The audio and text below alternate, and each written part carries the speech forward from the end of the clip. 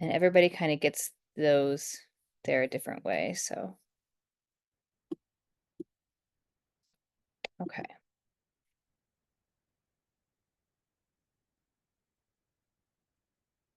Okay, so here's my home screen. You can see up top you've got dashboards, which will give you all of your active transactions, forms, transactions, and then here templates, okay? So go ahead and click on templates, and we're going to go into forms and checklists. This first one I call RPA template. You can call yours whatever you want, but you want to make sure your template is open so you don't have to reinvent the wheel every time you write an offer, right? So you can see in my template, the forms I have that auto-populate are the RPA, the AAA, the FHA bundle, and then I add the septic and well and propane just in case, because I'd rather have to take that out than forget to include it. But if you don't work in an area that has a lot of septic and well, you might not need to do that. Okay. So you can see in the template, it's going to start with the RPA. So what I do is type in buyer 1, buyer 2, and make sure you click over here, the 2 boxes, and then put in your information so that it's always there. EXP, your DRE license, all of that jazz. And then keep scrolling down. So here's page 1 of the RPA. I like to put in the basic information. You don't need a date. Put in your information will auto-populate there. Here if you wanted to, you could put in a purchase price just so you know something's filled out, but you might just want to leave that blank because you know you're going to put that in. I always put in 30 days for the template, but obviously you can change that. And then here is the big change on page 2. So now this is where we're going to put in what you're requesting the seller to pay you. So make sure you click that. And actually mine is blank, but I would put in 3% here. So it's always here. And that should match what's in your BRBC. Because it'll always be easier to take away if they decide to counter you at 2.5 or 2 or whatever it is.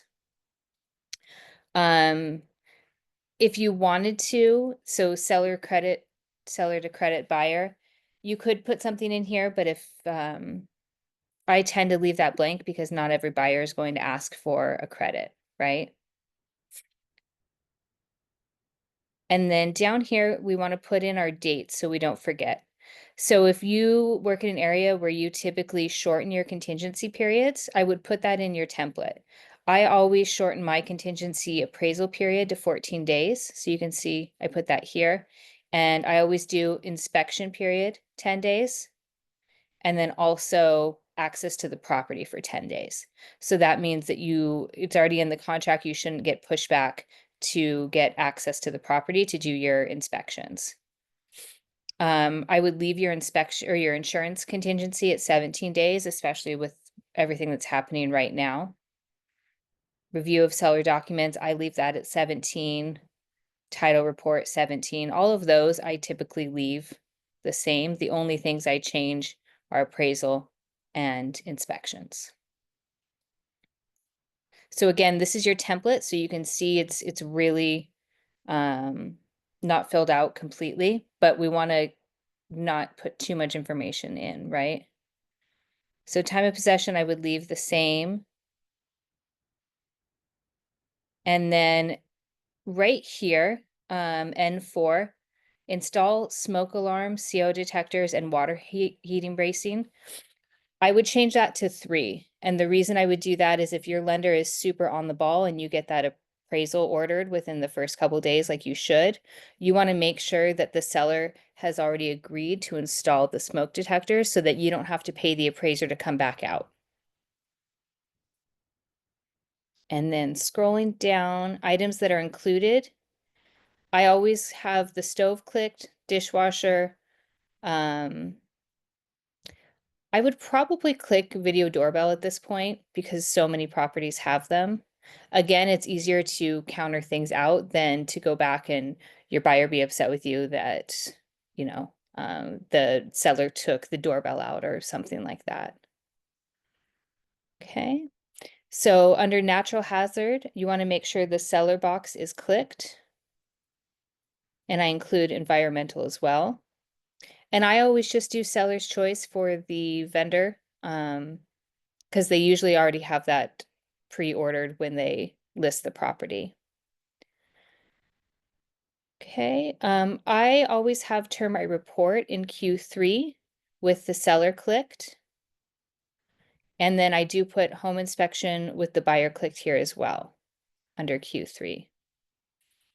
Again, Q4, we're going to ask the seller to do the smoke alarms and water detector or CO detector. I don't typically click anything for Q5 government required, but I know in LA that's more normal. So you may in your template want to have seller clicked there. But where we sell, it's not a normal request. And then under escrow fee, make sure you always have each to pay their own checked. And then I put seller's choice as far as escrow is concerned. If you wanted to put seller's choice or if you have a preferred escrow officer, you can always put that in there. But in my experience, that usually gets counted out. So I just go with seller's choice. Owner's title insurance policy, I put seller. And then for your transfer taxes, click seller here as well. So you've got your city transfer taxes. And then I always have the HOA transfer click to seller as well, because if you miss that box, it can be a bummer that then it's your buyer's responsibility. Okay. And then home warranty.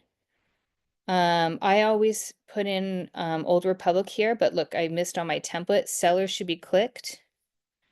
And then make sure you put in a dollar amount. This auto-populated to 690. I think that's a little low. I'm gonna just up it to 750. Okay. And then I don't attach too much else with the template as far as other forms are concerned. So we can keep scrolling.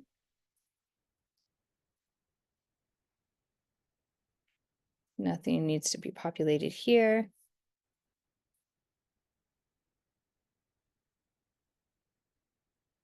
Okay.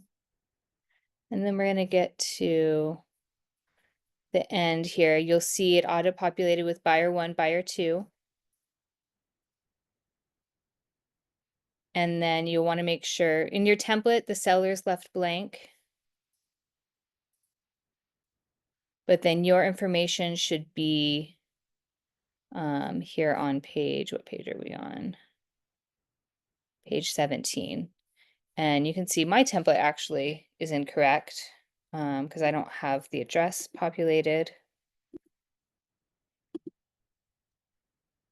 And then make sure you put your phone number in the line here. It doesn't always populate, but it's really important so that they have the best phone number and best email address for you. Okay.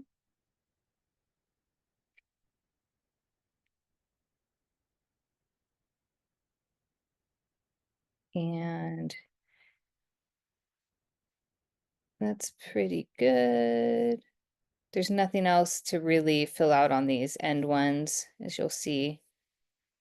Make sure with your FHA, it will auto-populate with the amount of your RPA here once you actually put in a purchase amount. But again, this is our template, so we're not going to worry too much about it. And then here is the septic well and all of that. Because this is my template, I'm going to go ahead and click seller to pay, just because I want to make sure that that does not fall on my buyer. But again, if your properties don't typically come with septic or well, then I wouldn't worry about having this in your template. Okay. Okay, so then from here, we pretty much filled out our template. I'm going to go ahead and just hit save.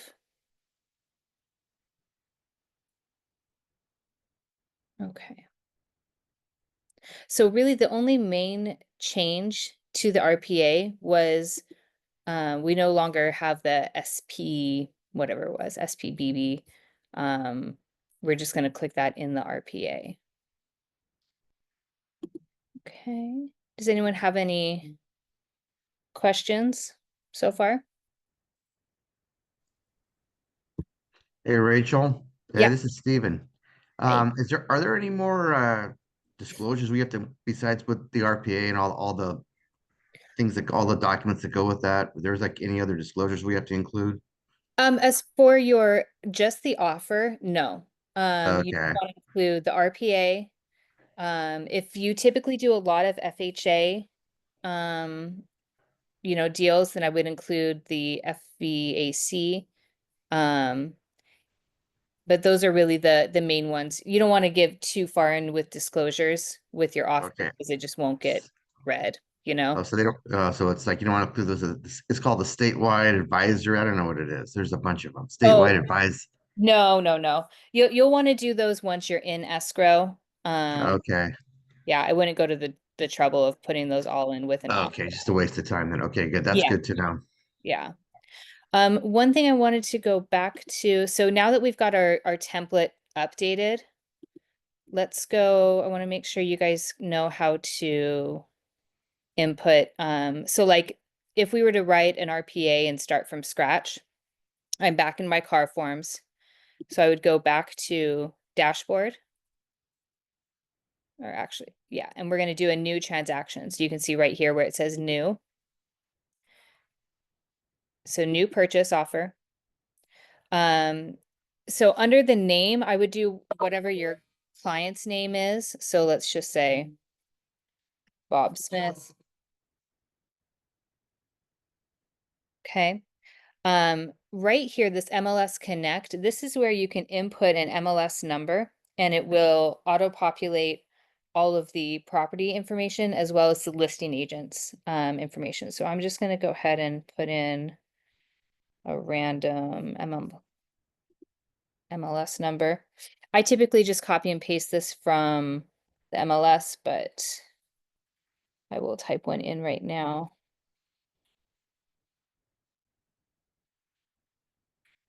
So type in the MLS number, hit find.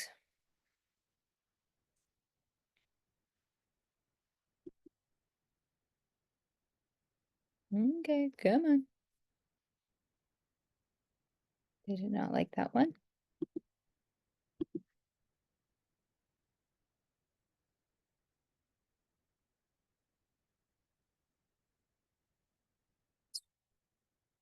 SW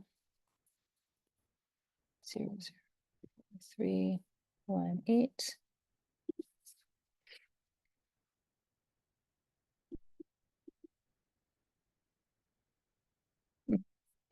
Okay, let's try this again. It should work to just type in an address as well. So let's try that. Let's hit.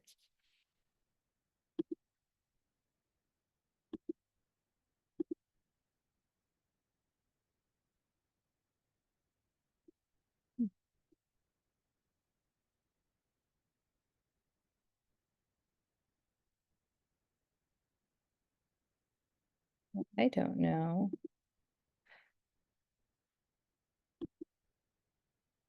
Oh, you know what? It looks like it logged me out of my MLS here.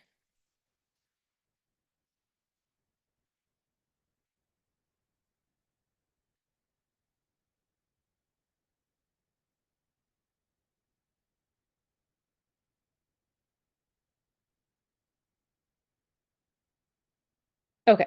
Well, anyway, so you should be able to, once you're logged into your MLS up here, put in the MLS number, it'll auto-populate all of the information. But I'm going to continue so I don't bother you or, bore you guys. So name your transaction, whatever your client's name is. I typically just do one transaction per client. Some people like to do one for every property they write. Your address will auto-populate here when you connect to the MLS. Click residential, active, and then if you scroll down, now you'll see where you can pick your templates. So my template was called RPA template, personal. And you're going to click that and then hit save. Okay.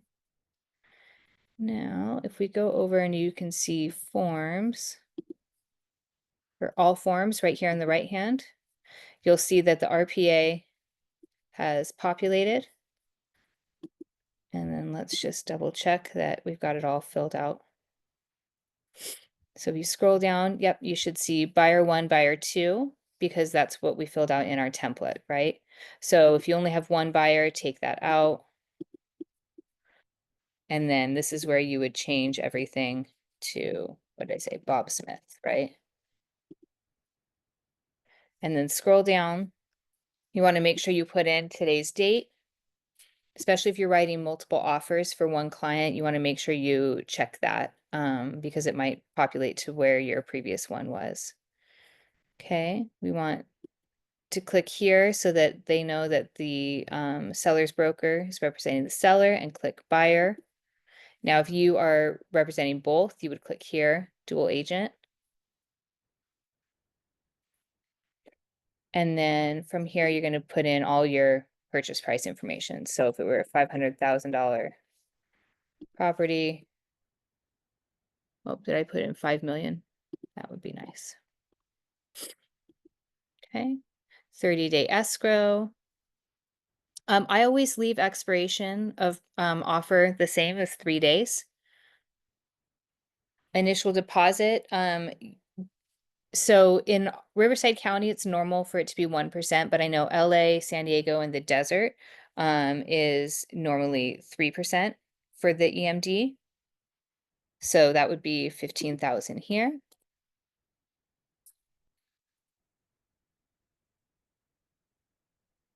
Okay.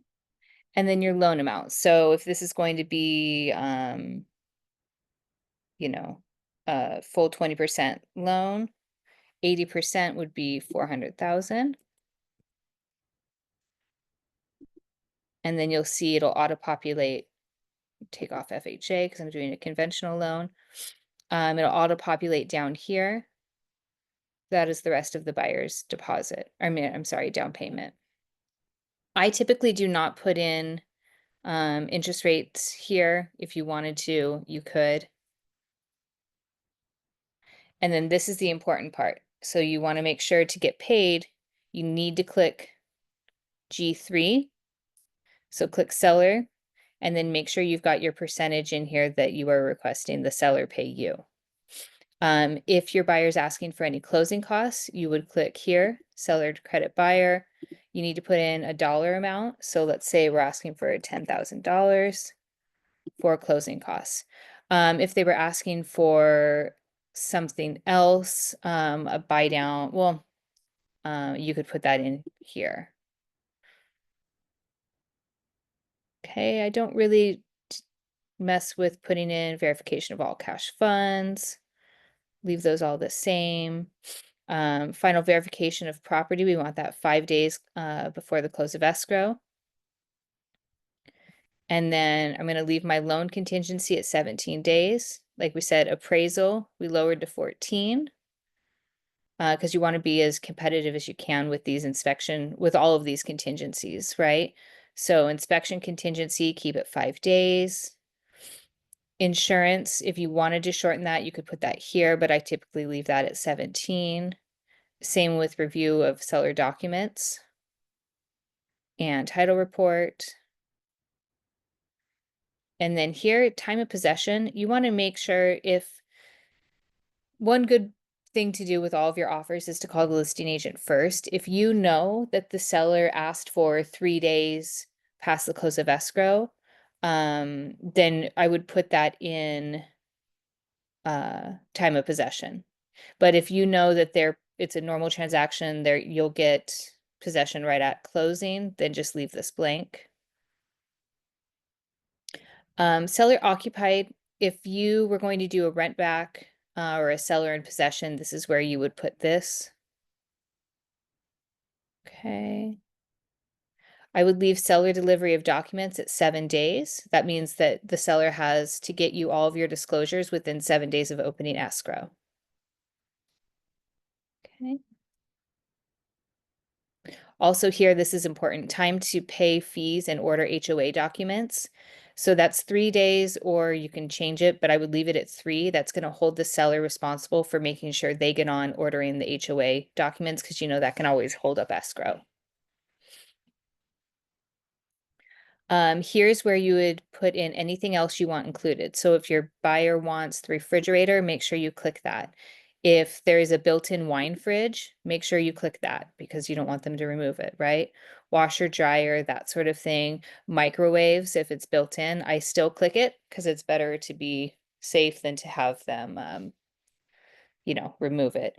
Also, wall mounted brackets for video and audio. So if you see that there's a bunch of cameras and you're requesting those to stay, make sure you click those.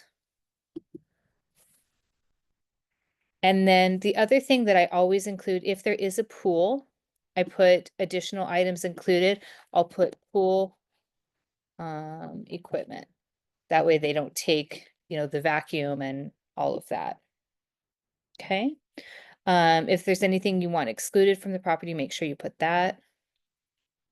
And then everything else should be pretty well inputted. We've got seller to give us the NHD. If you're in a high fire zone, you can click the wildfire disclosure report. Click that for the seller. And we've got the seller to provide a termite report. So we've got that there. Buyer's going to do the home inspection. The seller is going to do the smoke alarm, CO detectors, and water heating bracing. Again, if you're in LA, you'll want to click the seller to provide the government inspections. And then make sure under escrow fee, you've got each to pay their own and seller's choice. So all of this was already inputted from our template. Transfer taxes, we're going to ask the seller to pay those. That's typical. If there's not an HOA, make sure you take that out because it's just one less thing the listing agent will counter you out. Okay. And then make sure seller to request for the home warranty. Again, look at if the property has a pool, I would add it under, what's included, but make sure you add to the price as well so that it includes the pool and pool equipment. Okay. Back to the escrow and title. Yeah. It's better if you find out who the escrow and title is from the listing agent. That way it looks cleaner. That way the listing agent knows that you're on top of it. That's what I do. Yep, 100%. That's a really good point. And with all of your offers, you really should be reaching out to the listing agent before you even write an offer, because you want to find out if there's anything else specific they need. Because just like you said, the least amount of things that they need to counter you back on, the cleaner your offer is. And the more you communicate with them, the more they will get the sense that you're easy to work with. And if it's all in here, then they'll just be like, okay, accept it. They don't need to go through each individual line and counter you back. But yeah, definitely put in, they'll usually give you the escrow company and then the officer's name as well. So up here, escrow, Q7. This is where you would put each to pay their own. And if you knew who the escrow company was, escrow holder, then you would put that in here. ABC escrow with, Tammy Smith.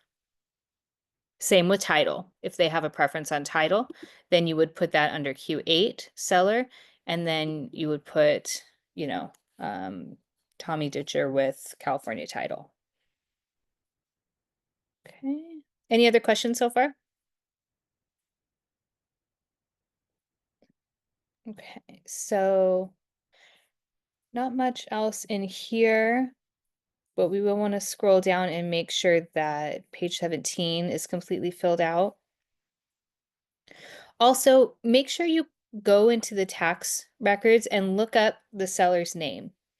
You can leave it blank, or I typically put in whatever it says under the tax records in the MLS. And you would put that here under printed name of seller. Okay. And then your information should all be auto-populated from the template. And if you did copy the MLS ID, then the listing agent's information will all be auto-populated here as well. And if they have two listing agents, go ahead and add the second one here. Their DRE number, all of that jazz.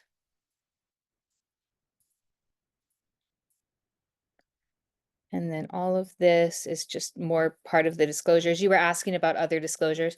There's so much already included in the RPA. That's why I wouldn't bother including anything else, because the TC will send all of that out with an accepted offer.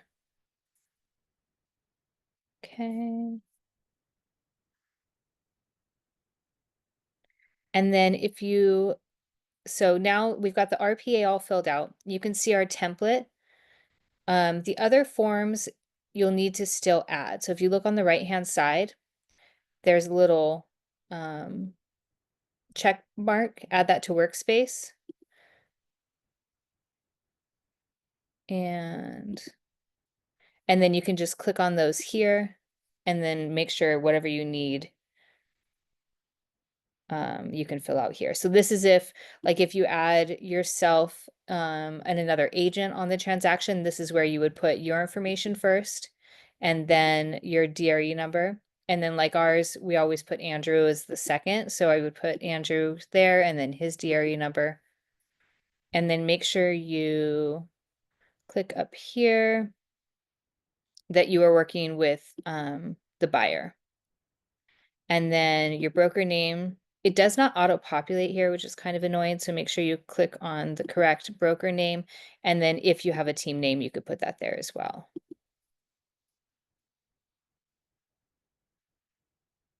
Okay. And actually we are doing, in this transaction, it's going to be not FHA, it's a conventional loan. So I'm going to go ahead and X out this disclosure because I won't need that.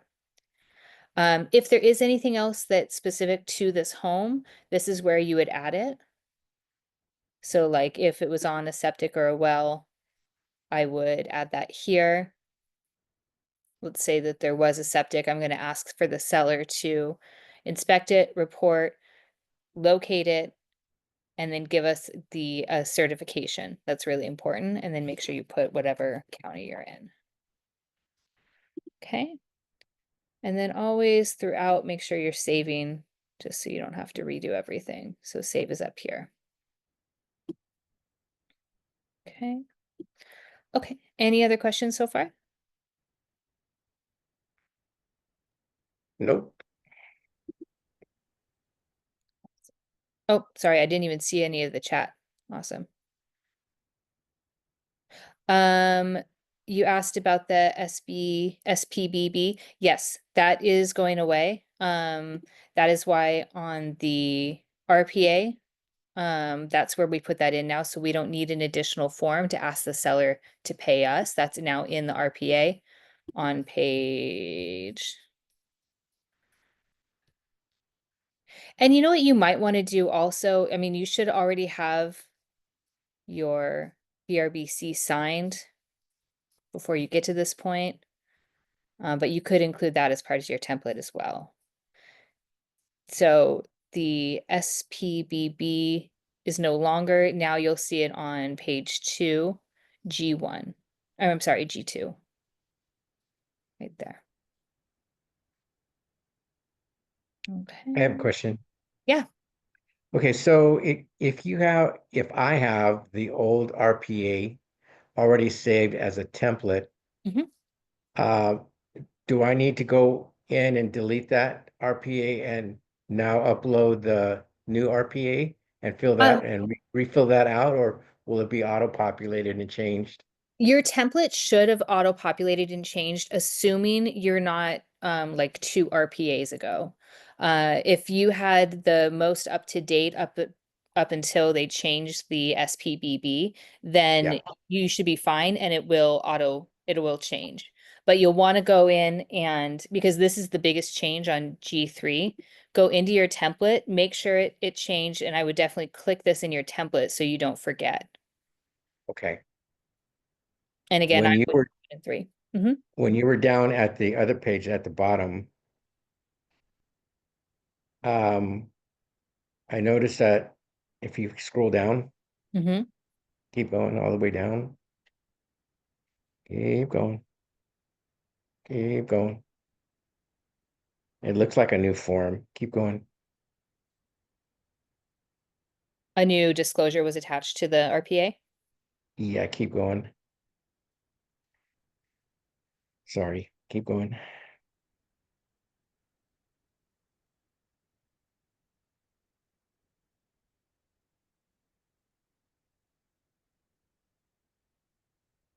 There it is. No, keep going. Keep going. Sorry.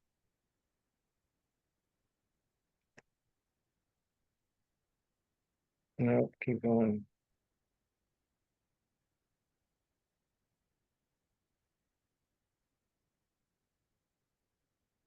There it is. Go up. This one here, the septic inspection. Yeah, So this is not attached to the RPA, but I included in my template. But if you don't, so this is not automatically attached to the RPA. got it. Got it. You Okay. don't necessarily need to include that, especially if you live at a place that does not have well and septic on a normal Okay. basis. I wouldn't worry about it. Okay. Thank you. Yeah. Cool. Any other questions? Anything? So I guess the biggest takeaways would be we no longer need the SPBB. Make sure you put that, update your template. Always ask the listing agent, give them a call first. And a lot of times in the MLS, it'll state exactly what they're looking for and the escrow officer they want to use. Um, yeah. Anything else, guys? Um, Question here. Um, is it possible to get a copy of this class, or would it be saved on Odoo? Um, I know it was recorded. I'll ask Lainey, because we do this every couple of weeks, so there might be another one that was already recorded. I'll ask Lainey how to access them because it might be in Odoo. Yeah, I know there's an old one, but with the changes in RPA, this kind of should override the old ones that are there. Yes, So definitely. that's what. I'll ask Lainey to put a copy up on Odoo. Thank you. Mm-hmm. Will they be, a listing contract class anytime soon? I do not know if they have that on the calendar as well, but that's a good question. I'll ask Kathy if we can put one on. Because we also have templates for the listing agreement, but that's one I have not updated in a long time, so that actually is a good idea. I'll ask the girls. All right, thank you. Mm-hmm. Cool, cool. Okay, well, if there's nothing else, guys, I'll let you go. Thanks so much for coming. And we will put this on Odoo as soon as we get a chance. Thank you very much. Thank you very Have a much. good one. Thank you very much. Bye. Thanks, Thank Rachel. you.